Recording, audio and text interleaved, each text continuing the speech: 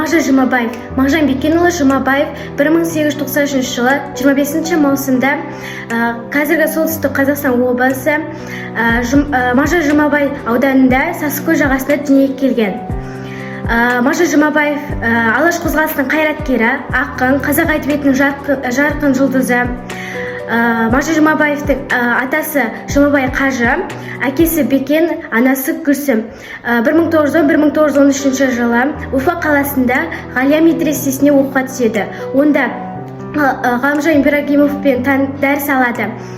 Кейін 1912 жылы Ибрагимовтың көмегімен Кәрімовтер баспанасында Шолпан атты алғашқы өлең жинағын басып шығарады. 1938 жылы 19 наурызда дүниеден өтті. Мағжан Жұмабаев, мен жастарға сенемін. Арыстандай айбатты, жолбарыстай қайратты, қырандай күшті қанатты, мен жастарға сенемін. Көздерінде от ойнар, сөздерінде жалын бар, жаннан қымбат оларға, мен жастарға сенемін. Жас қырандай балапан, жайып қанат ұмтылған, көздегені көк аспан, мен жастарға сенемін. Жұмсақ міне жібектер, істей таза жүректер, қасиетті тілектер, мен жастарға сенемін.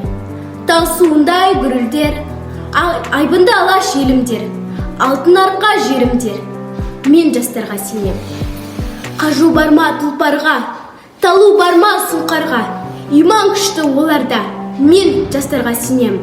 Алаш айбынды ұраны, қасиетті құраны, алаштың олар құрбаны, мен жастарға сенемін. Мен сенемін жастарға, алаш атын аспанға, шығарар олар бір таңда, мен жастарға сенемін.